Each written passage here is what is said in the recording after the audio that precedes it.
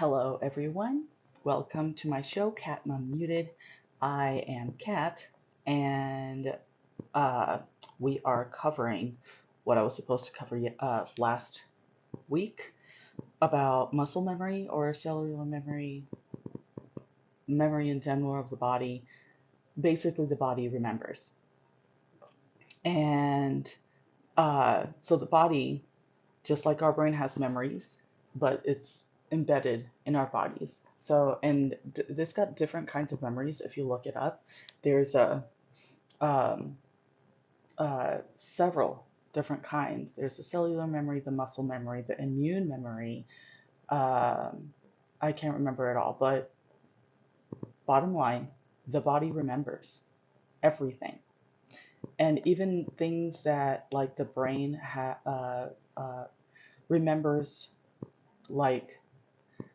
like visuals, right? Visuals, uh, smells, stuff like that. Things that you don't really think about or the body processes, or what the brain processes and the body processes are a little different.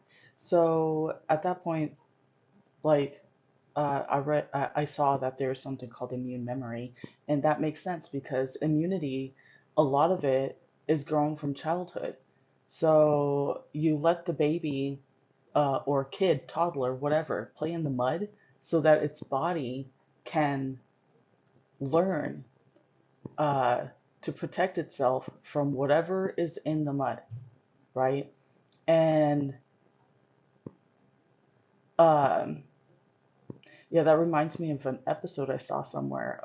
It was like some medical show where there was this baby that was having all kinds of issues, and they found out the mother was constantly wiping the baby with Clorox wipes. So the baby could not create, the immune system could not, or the immune memory could not create a uh, a fighting system towards whatever because the Clorox wipes were killing them. So killing whatever bacteria or whatever coming in. So when the bacteria does make it through, uh, the baby's body has no idea what to do. So you have to let the body process, right? And by that, you have conditioned your body to do certain things, just like muscle memory, where you go to the gym. You have conditioned your body to know what to do when you're at the gym. So, um, again, many concepts, but today, uh, as a uh, uh, ex massage therapist, I guess, we're going to talk about pain tolerance because that's what I learned about when I was a massage therapist, not through books, but just through watching my clients.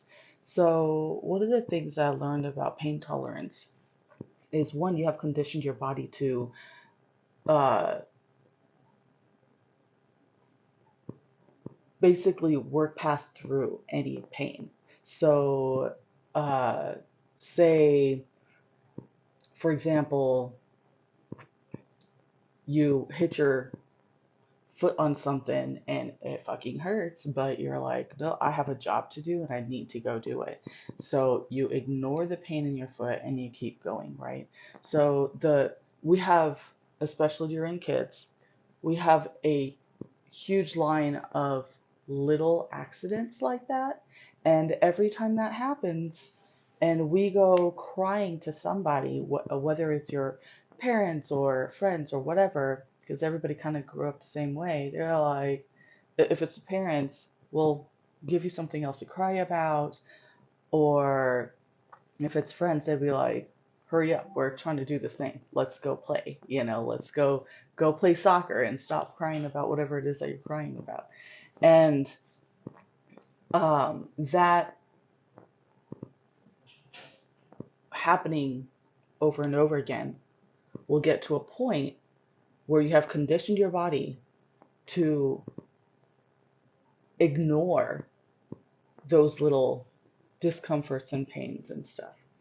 So as an adult, um, so the things that you we have like experienced in childhood where it's like a little bit of pain and we ignore it because uh, my dad used to say that he'll either give me something to cry about, or let's say I hit my left foot and he'll ask to see my right foot. And when I ask why, he'll tell me that he's going to hurt that one so I can forget about the left one.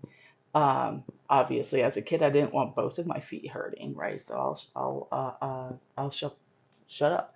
So I mean, it's not that it's that bad of a thing, but when we are taught to completely ignore it, then in adulthood, because those things, the little pains that we do feel, whether we actually hit uh, uh, a bedpost or not, um, or it might be a little bit of a aching pain and you don't know where it came from, like you didn't kick the bed, but somehow your foot is kind of hurting or it's uncomfortable and you notice it. Those are whispers, right? So as adults and the clients that I saw, I had quite a few clients who had a very high pain tolerance.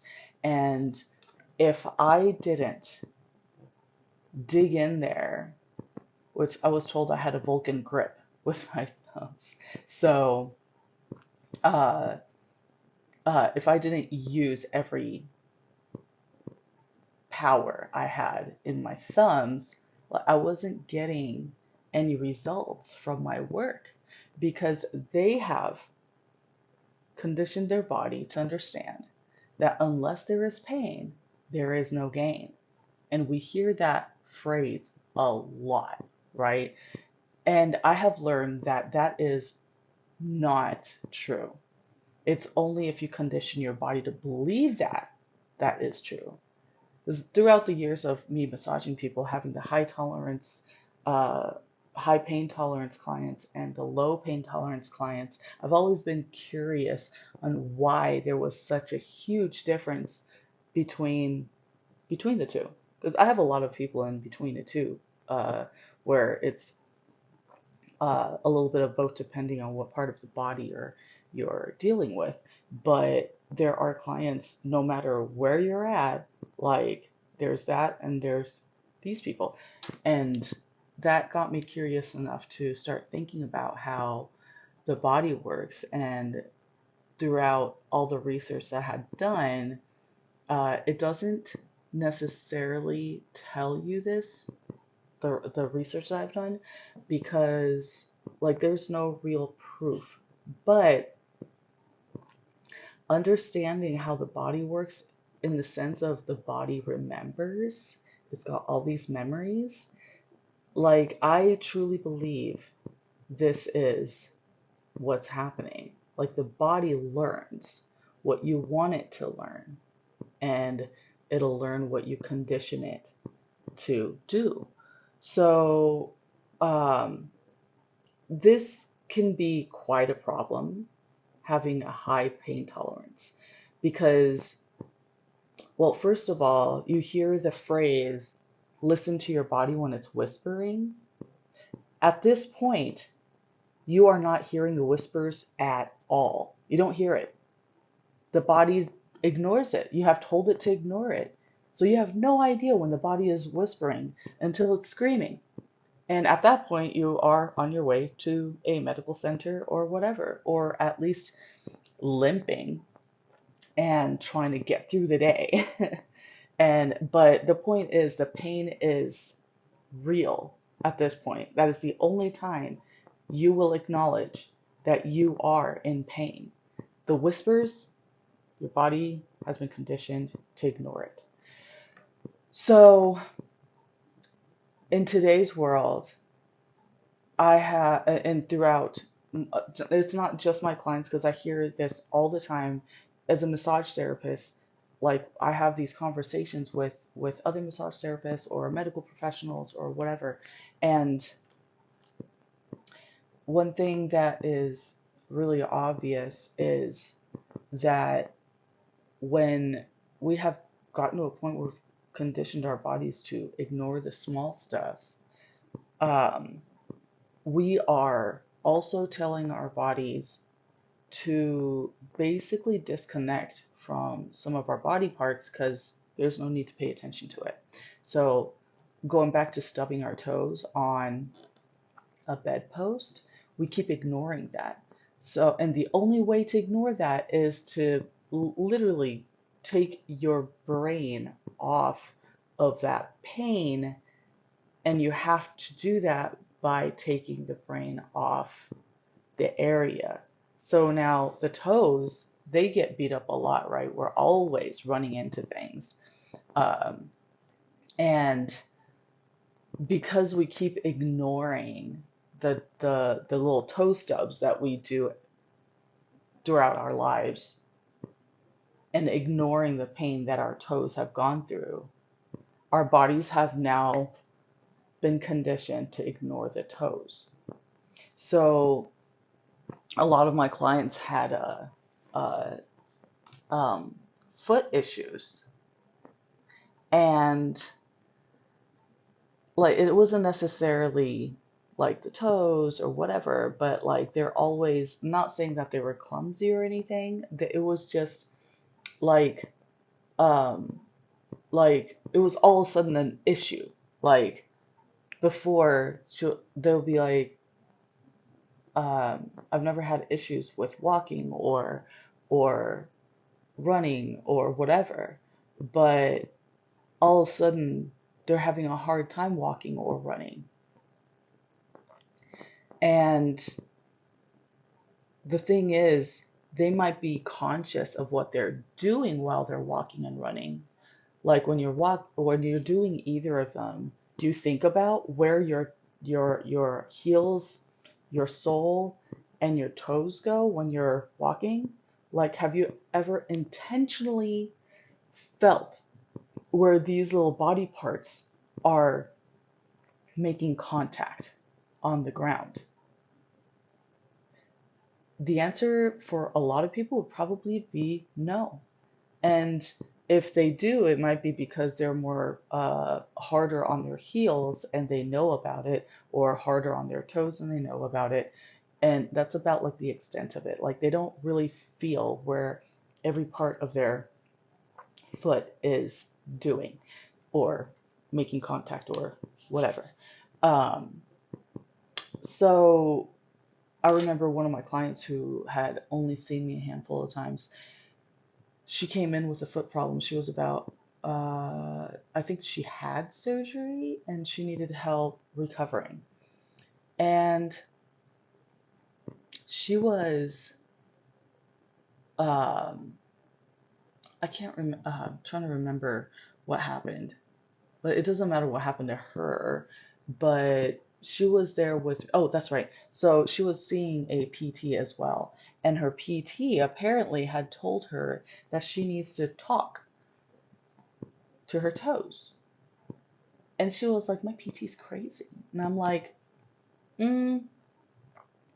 Like she went about it in a woo-woo way. Like you have to talk to things that has no mind of its own, right?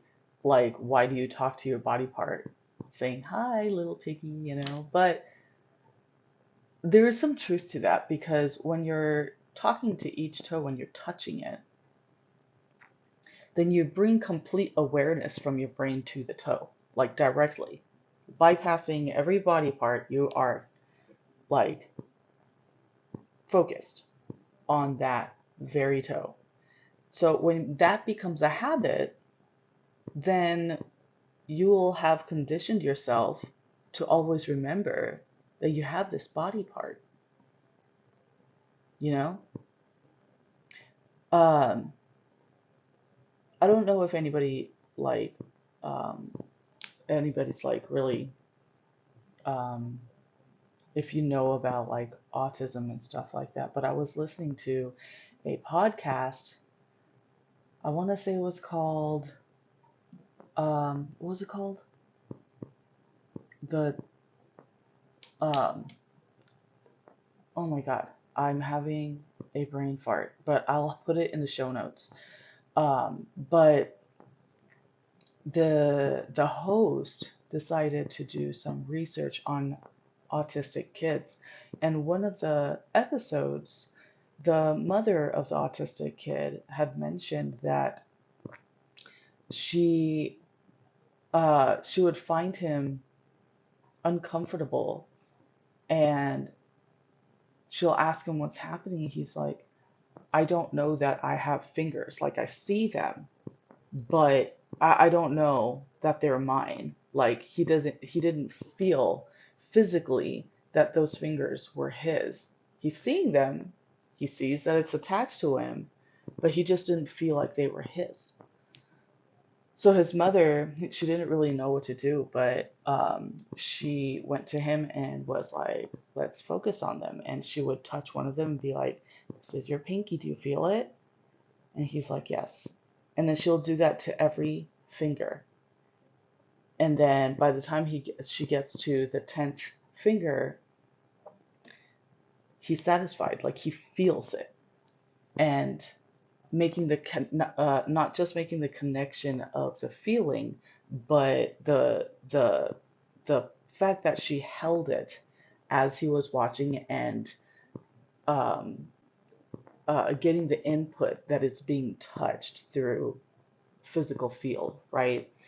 Um, it made him feel better. And I think about that a lot as a massage therapist, where if people were like that, where we actually don't feel like we're actually connected to some parts of our body, I think a lot of us feel exactly what he felt. We just never paid attention to it. And the fact is, we do live our life doing what we need to do and forgetting that we have a body.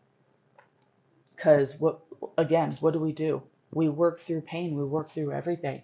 Even when we're sad, we work through it, like emotionally, right? Now we're going into emotions. We go from physical pain that we ignore, and then the emotional pain that we ignore to get past through things. And that's how we bottle things up, right? Because we ignore it. And then the physical pain, where, well, we stop hearing the whispers and the discomfort that we feel until our body is screaming for attention with throbbing pain. So, like, I think it was great that we learned to have a form of resilience, to have, to be a part of society, right? Like, we still have to do our part in society. And if we can't move through things, then it'll be hard to accomplish what we are here for.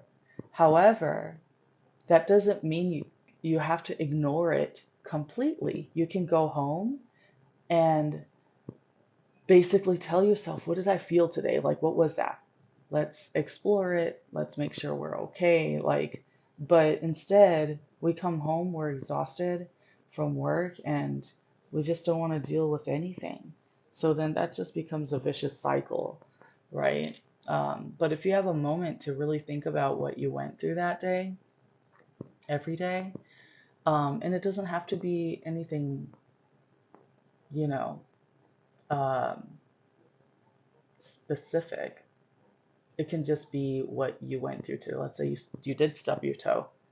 And you'd be like, okay, let's nurture our toes a little bit, like just bring some attention to it so that you're acknowledging what's happening as opposed to ignoring and conditioning your body to forget about it. It's like our own way of saying, I'll give you something to cry about.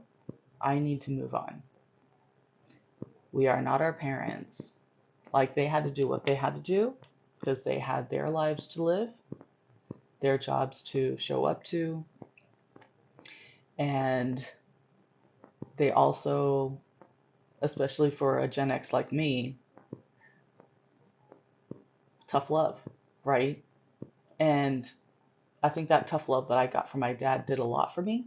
Um, uh, yeah, I learned a lot from my dad. Like, yeah, he did a lot of tough love for sure. In one of the previous episodes, I mentioned that we didn't live together, and when he did come and get us to hang out for the day, he would have to go to his office every single time, or it's either that or he wanted me to know where his office was. I don't know, but it was always so many train rides away. And so from my home, walking to the train station, this is in Japan, by the way, and then from the train station, we get on the train that we need to get to, and if there are any train changes that we need to make, we'll make them to get to his stop, and then we obviously have to walk from that train station to his office. And every time we did this, my dad will make sure that we know to look around for trademarks and tell us that we are heading home alone after this to remember everything. And I did actually. And like, uh, um, I think there was only one time, and I mentioned this in that episode too, that I did get lost once. But because I had that experience, I know how to get out of things, right? Like if I get lost, I know how to get back home. It doesn't matter what situation I'm in. And uh, it only happened once, but that one time definitely made me make sure that I would never be lost again as well. And uh, there was another time where my dad, he had changed his phone number and he needed me to memorize his phone number, back when we didn't have cell phones. He needed me to remember his phone number. So before we even left my house, he sat me down and he would repeat his phone number to me and he would have me repeat it back to him. And he would have me repeat it back to him until I got it right multiple times. I want to say I had to get it right at least 5 times or something like that. And I was having such a hard time remembering those numbers, and I cried. I just wanted to have fun with my dad, but he refused to let me go or leave the house at all until I memorized his phone number. And yeah, I can't remember how many times it took, but we sat there for a long time just for me to memorize that number. And I was just about 10 years old, maybe 11. And uh, yeah, that was the kind of tough love I got from my dad because he wanted to make sure I was at least going to have his phone number. So if something does happen, I can call him. Even though the one time that I got lost, I was able to find my way home. I didn't need to call my dad. But the point is, it's uh, conditioning. He conditioned me. He made me learn, but while he was making me learn, he has conditioned me with these uh, abilities to be able to function without an adult in Japan, where a kid can go anywhere because trains are there for anybody to get on and nobody's going to question it, you know? And I went everywhere. So, yeah, I think that was a good conditioning on my dad's part that he made sure I had. And, you know, thinking about that and looking into how today's world is, it's kind of uh, uh, like it's almost impossible to create these resiliencies, right? Where like, because if I had a kid here, I don't think I'd let my kids out of my sight. You know what I mean? So how do you let them live and learn on their own without your 100% supervision? Because that's needed, and that's hard to do here. There's got to be some sort of thing that you can do about that, but I don't have kids, so not my my place. So anyway, that's today's conditioning.